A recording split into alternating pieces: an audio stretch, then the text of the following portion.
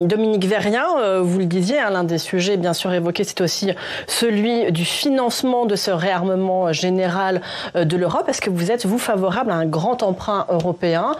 C'est ce que propose aujourd'hui notamment la France, et on voit un certain nombre de pays, notamment les pays dits frugaux, qui y sont défavorables. Alors, j'y suis favorable. Je suis surtout favorable, comme le disait Colombe-Brossel, Europe, Europe, Europe. En fait, ça va être l'occasion, et Donald Trump nous offre aussi cette occasion en montrant qu'il n'est plus un partenaire, de réunir l'Europe et de comprendre qu'on a besoin effectivement et de s'armer de façon européenne, indépendante, puisqu'on voit bien, les Anglais qui ont normalement la force nucléaire ne l'ont pas vraiment, puisque tout dépend des États-Unis.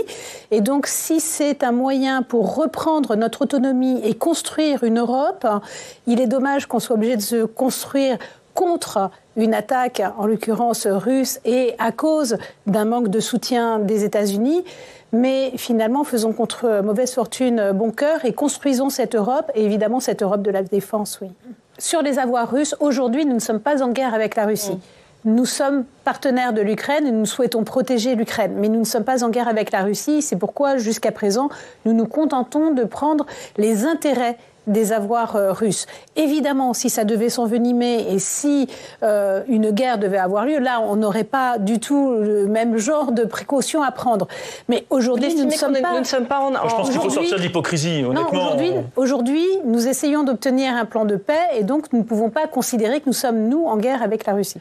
Votre regard là-dessus, Dominique Vérien, tout simplement, est-ce que vous jugez aujourd'hui que cette cause de l'antisémitisme qui devrait rassembler tout le monde, comme toutes les causes antiracistes, contribue est aujourd'hui instrumentalisée par les partis politiques? Elle est totalement instrumentalisée, et vous le disiez, aujourd'hui le RN va en Israël pour montrer que lui n'est pas antisémite, alors qu'on connaît quand même les racines de ce parti très clairement, et qu'on sait qu'il y a plus de néo-nazis quand même au RN qu'on en trouverait ailleurs chez LFI. Pour autant... Rappelons que le FN avait parmi ses fondateurs des anciens Waffen-SS, notamment Pierre Bousquet de la division Charlemagne.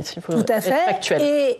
Et évidemment, de façon tout à fait électoraliste, LFI instrumentalise la chose aussi en se mettant dans l'autre camp. Et en fait, ils essayent d'importer chez nous une guerre qui n'est pas la nôtre, qui est une guerre entre la Palestine et Israël, qu'on ne réglera pas ici. Et chacun se sert de ça pour essayer de mettre le chaos dans notre pays. Et nous en sommes tous victimes.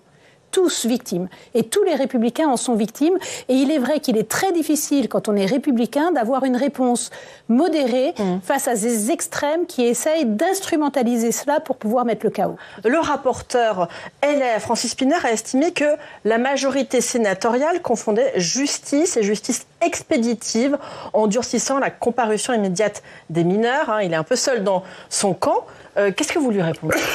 Je lui réponds que le juge aura toujours la main, quoi qu'il arrive, et que c'est pour des affaires franchement graves et de récidive, donc des jeunes qui effectivement en sont arrivés, sont sortis du cadre éducatif, et là ce ne sera pas forcément des mesures éducatives qu'il faudra faire.